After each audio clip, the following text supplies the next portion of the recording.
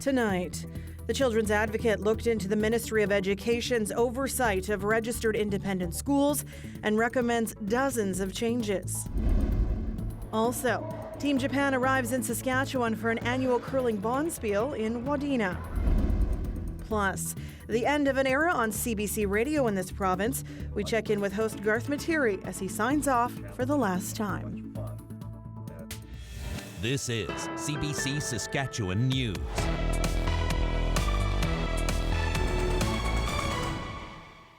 It is Friday, December 15th, and the CBC Saskatchewan News starts right now.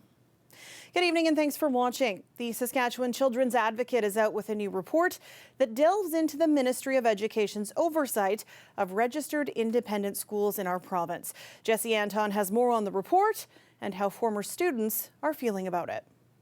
I'm hopeful, cautiously optimistic. Former Legacy Christian Academy students like Jennifer Beaudry say they've been waiting with anticipation for the Saskatchewan Children's Advocate's review of independent schools. Lisa Broda released that report this week, a little more than a year after a CBC News investigation revealed allegations of historical abuse at the Saskatoon Private Christian School. Several people affiliated with Legacy Christian have been criminally charged in connection. There's also a $25 million class action lawsuit in the works. Former student Caitlin Erickson is the lead plaintiff. You know, we can just keep advocating and doing what we know to do on our end, but we're not the lawmakers. We're not the people that have a duty to children of the province. The provincial government and the Ministry of Education are the ones who have that, and they need to make the appropriate changes now. The Advocate's report laid out 36 recommendations, among them for the government to have a better reporting system for students with concerns. That one stands out for Beaudry. She says that could have made a big difference for her and her classmates a decade ago. Even if it wasn't me personally, people who did have better understandings and were just simply missing the resources, it could have changed lives. Honestly. Registered independent schools are not fully funded by the Ministry of Education, but they still do receive some provincial money. The province's public accounts show Legacy Christian Academy received more than $936,000 in the 2022-23 school year. Any school that receives public funding should at the very least be required to uphold the Saskatchewan Human Rights Code.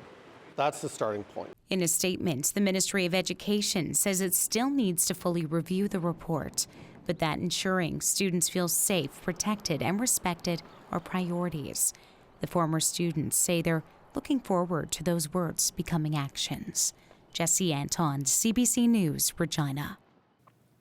A Regina City Councillor lashed out during a council meeting yesterday after a proposed cut to an accessible water slide at the new Wascana pool. How dare you take this away from the disabled community? The community that was so excited to finally go down a goddamn water slide.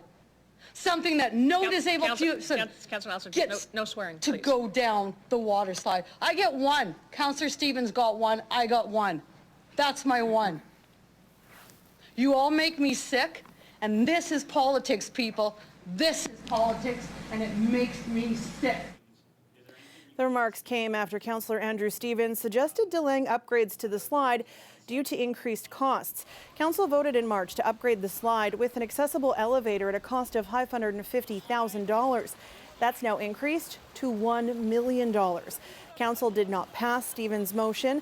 The issue has now been referred to City Administration for further consultation. The newly elected National Chief of the Assembly of First Nations made her first public visit today. Cindy Woodhouse spent the day at a place in Saskatchewan that holds special meaning for many First Nations people. Jason Warwick has more. You feel grounded. Cindy Woodhouse spent the day at the Poundmaker Cree Nation, 200 kilometers west of Saskatoon. It's her first community visit since she was elected National Chief of the Assembly of First Nations 1 week ago in Ottawa.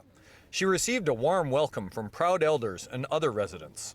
Well, to have Cindy Woodhouse, the National Chief, to come to my home territory here in Poundmaker is a really honor to have and meet my elders in this, as well as, to come and look at what we go through as our daily lives here. Woodhouse is from a Manitoba First Nation, but she was also made a member of a Poundmaker family through a customary adoption. Some of the people here have been very influential in my life, and working together and talking about the ceremony, and I'm so proud of them for, Buffalo represent a new beginning. And I think that we're in a time of renewal, of rebirth. Woodhouse said she came to Poundmaker Cree Nation because of her family connections. But she says this land and its people are also reminders of First Nations resistance and survival. In 1885, the community was attacked by Canadian government troops. When the soldiers fled, Chief Poundmaker prevented his warriors from pursuing them, preventing further bloodshed. Everybody looks up to Poundmaker and the stories and the strength that they have here. And I needed some strength today, so I came here on the land. Woodhouse says there are so many issues to tackle in First Nations communities, from housing to child welfare. But she says it's also important to spend time on the land, remembering who you are and what you're fighting for. Jason Warwick, CBC News, Poundmaker Cree Nation. An annual curling bonspiel in Wadena is attracting some international athletes this year. As Ashwarya Duda reports, Team Japan is getting a small-town welcome. This team has come all the way from Japan to find good curling. And that led them here to this small-town bonspiel. They want to know if they can hack it in the curling world. We are really good now because we did 3-time practice this week, so we ready. This curler, who goes by Yama, says there aren't many bonspiels in Japan, so they had to come to Canada to take their game to the next level. Their opponent in this game is also the host of the bonspiel. He says the coach of the Japanese team called him after they played in a swift current bonspiel and asked if they could come to Wadena. Oh, it's awesome. They went out to the grocery store earlier today, and they were treated like celebrities. They had pictures, and everyone was getting signatures and stuff like that, and went to the gym, and everyone was very friendly and wishing them good luck, and hopefully they won't have too much good luck in this first game. Japanese curlers have been touring the area. They're staying at a hunting cabin nearby. The team went to the Pioneer Grain Terminal, where they learned how grain is processed and shipped worldwide, including to Japan. Check this out. They even went to a bison farm. Yama says he was scared of the bison, but appreciates the small town hospitality. Favorite part about Saskatchewan? Oh, here? Wadena. Wadena? Yeah, Okay. because people is really kindness. Sometimes after that, after game, we drink beer. The team will have the chance to play against some of Saskatchewan's top curlers. The organizer says having the Japanese team here showcases the community, the club, and their ability to attract international teams. Ashwarya Duda, CBC News, Wadena, Saskatchewan. Well, it sure is hard to get that wintry glow off Christmas lights when there's no snow on the ground to reflect off of. We are 10 days out from Santa's visit, and so far, he's not going to need a whole lot of layers to keep warm. When we come back, how is this brownish weather affecting winter sports? We'll have that story for you after the break. Stay with us.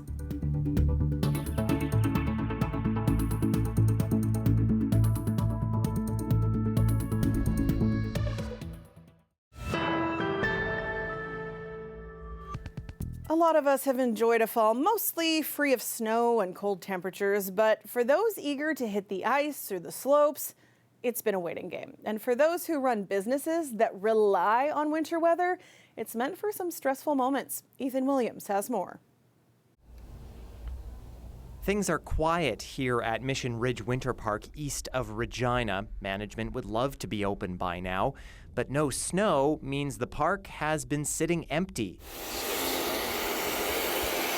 Now, millions of liters of water are being put through these snow guns to make snow, and it's expected to be enough to open the park this weekend, but only partially. We're being very strategic, as opposed to, 1 or 2 guns on every run. We've been putting all 20 guns on 2 runs, to make sure that we've got some sliding surface for people to come out and enjoy.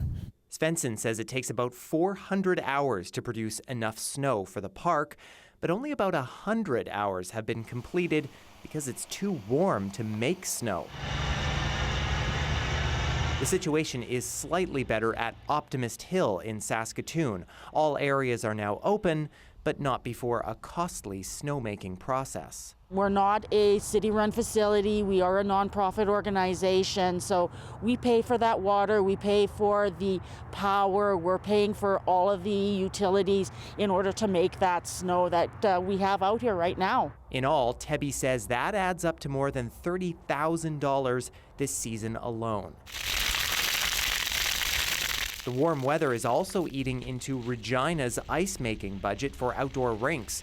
While some rinks have opened in Saskatoon, none of the 60 in Regina are ready.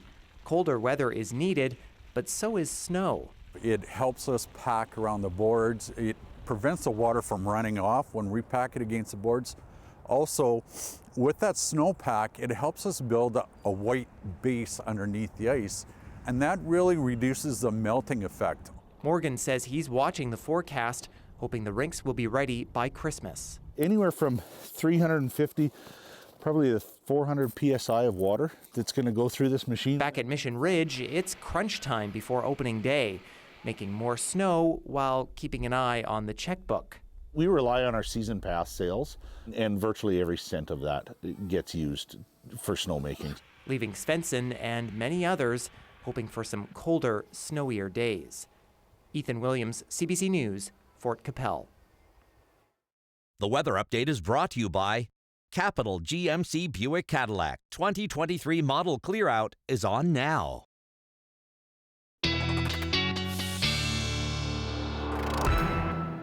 And Ethan joins me now with a look at your weather forecast with Mission Ridge set to open tomorrow.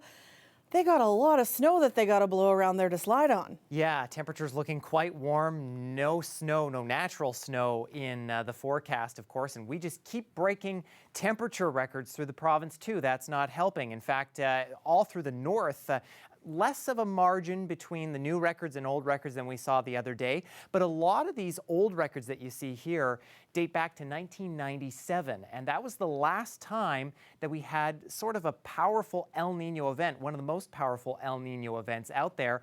And this is what we're seeing again this December. This is a lot what our jet stream has looked like in our whole weather setup over the entirety of December, basically the warm air underneath the jet stream through the province. And now one of the forecasting agencies in the U.S. that tracks El Nino says there is a better than 1 in 2 chance that we will see a historically strong El Nino event, potentially putting us in the top 5 strongest El Ninos since 1950. Now, the other thing that we're noticing here is that sea temperatures are actually dropping back a bit to closer than normal values. So while we may see El Nino continue, historically strong into January and through the rest of winter, there is, for the first time, we're now seeing a 60% chance that we will go back to neutral conditions as we get through April to June. So not La Nina, not El Nino, but possibly a bit of an evening out of that pattern. But in the meantime, still very warm all the way through the province. If you're on the other side of this frontal boundary here in northern Saskatchewan, you are much colder in a place like Stony Rapids. And that frontal boundary is attached to this low pressure system, also bringing through a cold front. And that'll drop temperatures in the north quite drastically into tomorrow, into the minus double digits. Also bringing through a little bit of snow through eastern sections of the Churchill region. Should leave south and central alone for the most part, but will drop temperatures a little bit Sunday. And it's in Sunday night where we could see a bit of cloud cover and maybe a little bit of snow moving through eastern sections of the province. High pressure clearing us out as we head through the day Sunday, though. And then another low coming from basically the same place, bringing some more snow to the north, and another cool down in store. The first system really not bringing through all that much moisture, maybe only a centimeter or 2. Far northern Saskatchewan, add to that about 5 centimeters through Monday. It's the winds we'll notice, though. They'll start picking up overnight tonight, up to 50 kilometers an hour through much of the province, quite strong in the far north tomorrow, and then that little system picking them up in south and central as we head into Sunday. In the meantime, Regina, a mix of sun and cloud with gusty conditions tomorrow. You see that temperature drop Sunday, morning flurries, then clearing in the afternoon, clouding over again with that system on Tuesday. And for Saskatoon, a pretty similar story here, kind of a gusty next couple of days as we drop below freezing for Sunday, clearing out on Monday. Tuesday and Wednesday, we start dropping below normal once again for this time of year. For Thursday, Sam, this, of course, is the first day of winter. Doesn't really much look like it, though. You know what I'll say, though, and stick with me on this. We're about to go into the holiday travel season. Yes. Maybe there won't be all kinds of crazy backups and stuff because there's no crazy storms. Like, maybe that can be our silver lining. That's true. And, you know, if you have a flight planned, hey, there you go. It might just actually go normal this time. I'm working on my silver lining. Okay? Yes. Yes, I like it. Okay, thanks, Ethan. You bet. Stay with us. We're back after the break.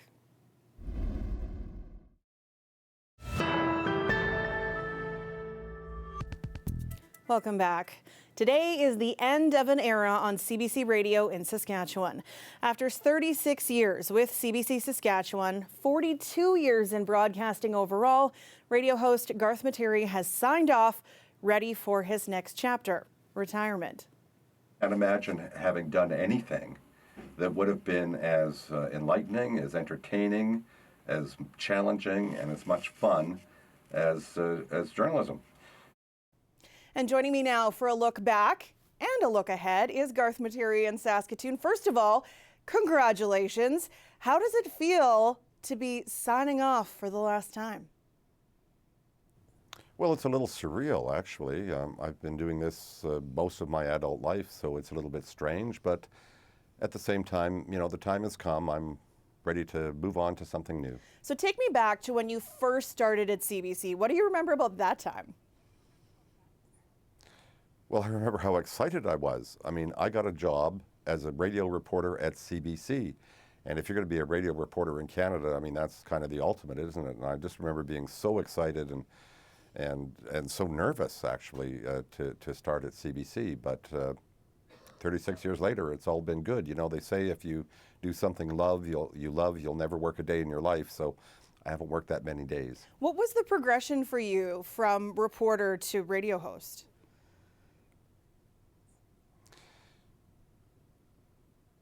Well, I was reporter for 20 years. I started covering the North and Indigenous affairs, and then I covered the courts and a whole lot of inquiries, as it turned out.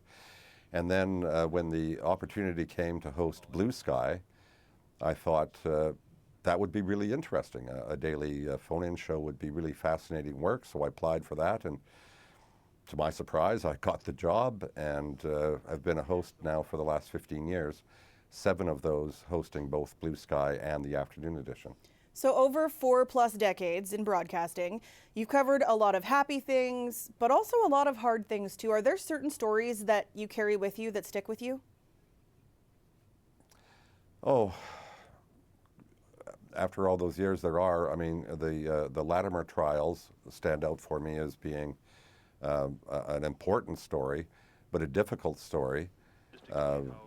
You know, anybody who remembers that story remembers that there were a lot of ethical and moral issues beyond the legal issues that were brought up. So that was challenging. And of course, it went to the Supreme Court twice. So, you know, that was challenging and long term. I think the most difficult stories, though, were the ones where there was no clear villain, if you know what I mean. I remember covering a blockade in northern Saskatchewan. And what it boiled down to was that one group of people in the community saw the forest as economic development. Another group saw the forest for its more traditional uses of food and medicines.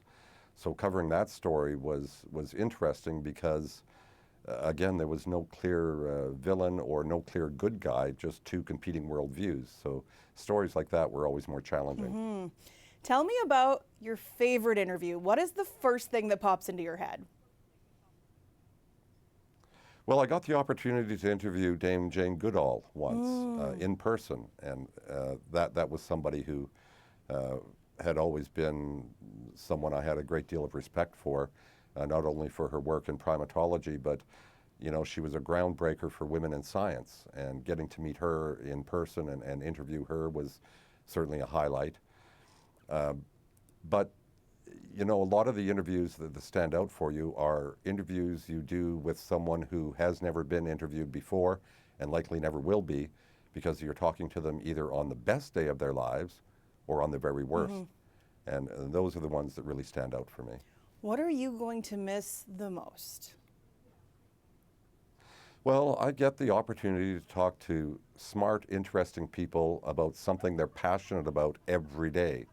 and I'm going to miss that. You know, the beauty of what we do for a living, Sam, is that it's really, at its essence, on a personal level, continuing education. I've learned so much over the years from the people I've interviewed, you know, people that have forgotten more about a subject than I'll ever know, but were willing to share of their time and expertise. That's what really stands out for me. As you head into retirement, what do you take with you from more than 40 years in broadcasting? There are always four sides to a story. The truth is always hidden in there somewhere, and you have to dig for it. And I think even in our private lives, with so much media that we can consume now, we have to keep that in mind, that the truth is in there somewhere, but sometimes you have to dig. I know we're heading into the holidays, but do you have plans with Roberta to do anything fun to celebrate this next chapter? Oh, I don't know that we have any fun things planned. We have, I'm sure there'll be a honey-do list. And I'm looking forward to doing some volunteer work in the community that now that I'll have time. And really, that's my plan for the short term, is to do some volunteer work in the community and spend more time with Roberta. Amazing. Okay, before I let you go, what advice do you have for young journalists in this ever-changing media world? Just keep at it. Just keep toiling away at it. Keep finding those stories and those people with stories, and keep telling those stories to the best of your ability, because I firmly believe there will always be room for good, solid journalism and reporting, regardless of how many sources there are. Canadians deserve to have a source they can turn to and trust, and I think that's the CBC, and I think for the young journalists at CBC, just keep doing what you do so well. Garth, thank you so much for this and for all of your work over the years. We really are going to miss you around here. Well, thanks very much, Sam. Garth Materi in Saskatoon, retiring after almost 4 decades with CBC Saskatchewan.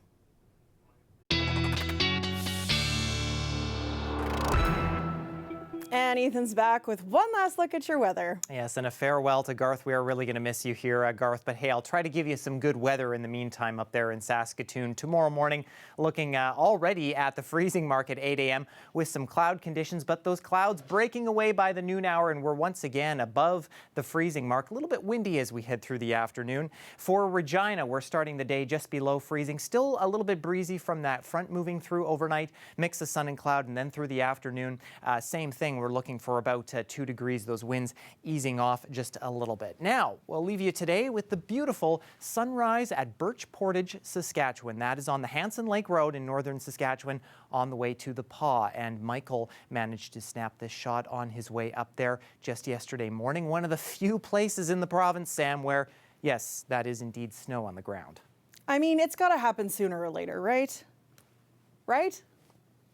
Okay, well, that is it for us this week. For News Anytime, you can head to our website, subscribe to the CBC Saskatchewan YouTube channel, or go download the CBC News app on your phone or on your tablet. Thank you so much for watching. Have a great weekend.